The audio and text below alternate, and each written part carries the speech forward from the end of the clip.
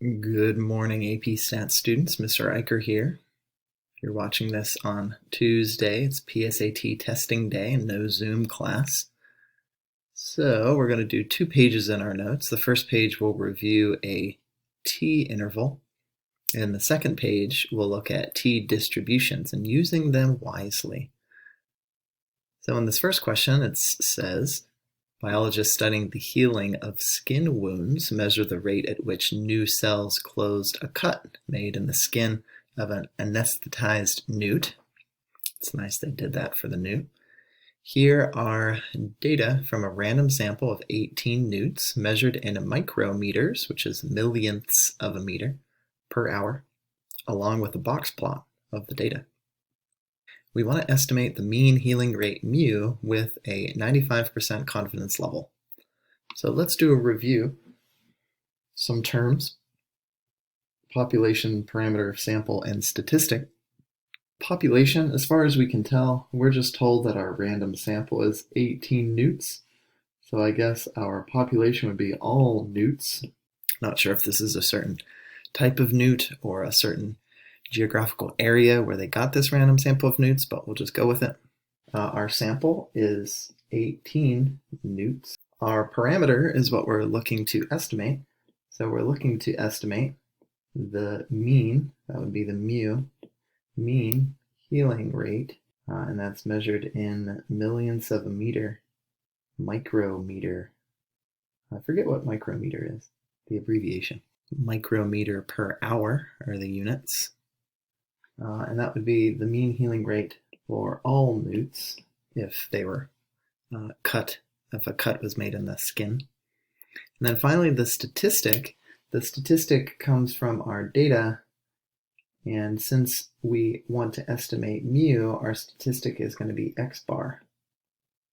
So you could type that into a list on your calculator and run 1var stats on your calculator, but I have Statlet over here. This is a quantitative variable with a single group. Mean healing, or the healing time for individual newts allows us to calculate the mean healing time. So 25.78 is our statistic that we're going to use to estimate mu. There's our box plot. If you want to check out a dot plot, there's a dot plot. And the standard deviation we'll need to use a little later, so remember that number, 8.36. So our statistic is x bar, the sample mean is 25.78, and our sample standard deviation was 8.36. And our sample size, we were told again, is 18. So those are some numbers we'll need a little bit later. Interpret a 95% confidence level. So I'd encourage you to pause the video and see if you can remember how to interpret a confidence level. This is asking, what do statisticians mean when they say 95% confidence? So we'd say in repeated sampling, about 95% of intervals, or you could say something like 95% of samples will make an interval that blah, blah, blah, of intervals will capture the unknown mean mu healing rate of newts. There we go. So there's our interpretation of the level. Again, pictorially, when we talk about that, if this was our mu, if we made different intervals are going to give different point estimates, and this interval captured mu's inside the interval, whereas this interval missed capturing, so far I'd be at a 50% capture rate. That would be like a 50% interval level. But since I'm at 95, the majority of these intervals are going to capture mu. So in repeated sampling, each of those intervals is from a different sample. We get a different sample mean, and a different sample mean, we get a different interval, and 95% of those intervals will capture mu, the unknown mean. Why should we use a t-interval for means instead of a z-interval for means? Well, we use a t-interval since we don't know sigma, the population standard deviation. We don't know mu. Mu is unknown. And if you don't know mu, you're probably not going to know sigma, because to calculate sigma, you would need to know mu. So since we don't know sigma, the population standard deviation, that's why we use a t-interval. So instead of using the standard deviation, which has sigma in it, we're going to estimate that with the standard error, which is s over square root n. We're going to estimate this population standard deviation with the sample standard deviation. Find t star, the critical value for 95% confidence. So I'd encourage you to pause the video and see if you can calculate that t star. We had a sample size of 18, so remember to calculate the degrees of freedom, which is one less than that. T distributions are defined by degrees of freedom, so 17. Let me show you what table B would look like if you use table B, and then we'll do the calculator function. Here's table B. We'll start on the left column with degrees of freedom. We're looking not for 18, we're looking for 17, so that would be this row. And inside the table here are our t star values. Look at the bottom of the table at the confidence level of 95%. So going up this column. And it looks like our t star is 2.110. 2.110. Probably you'd like to use a calculator. We'd use the inverse t function to give us t star.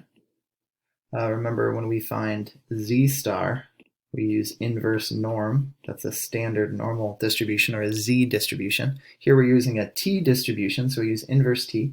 The area to the left, since that's what most calculators are asking for, the area to the left of 95, we would type 0.975, and that point there, the decimal is important. And that will give us the same t star value.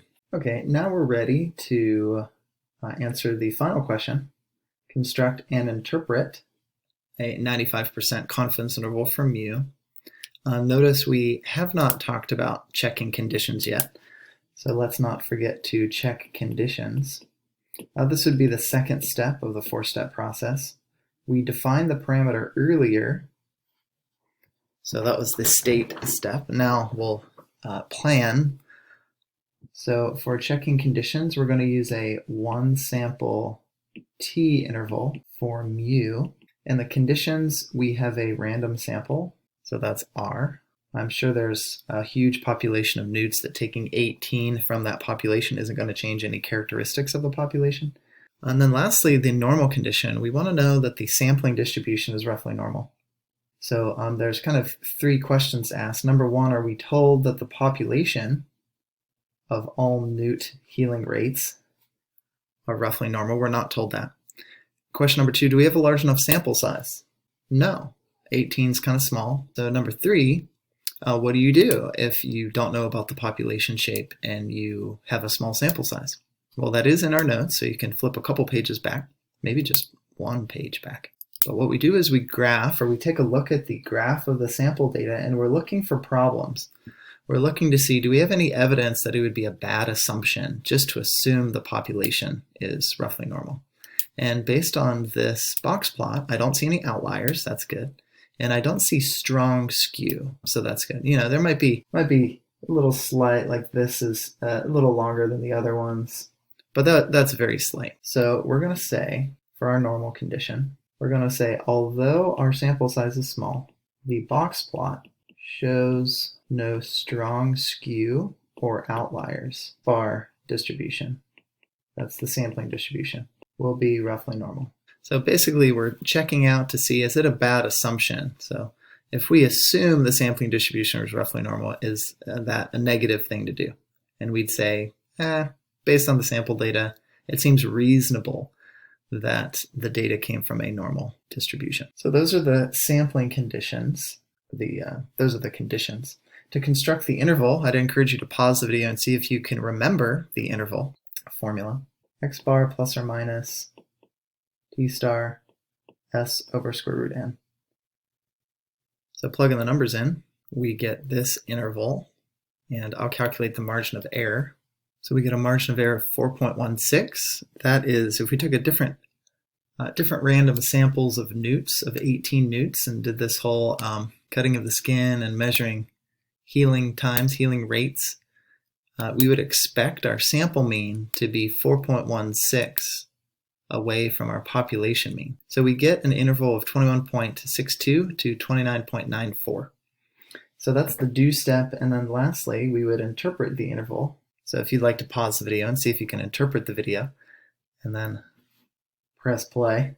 We are 95% confident that 21.62 to 29.94, and that's in micrometers per hour, I believe the units are, captures the unknown mean. Important word there, that it's a mean. It's not a proportion, not just a parameter, but specifically the mean.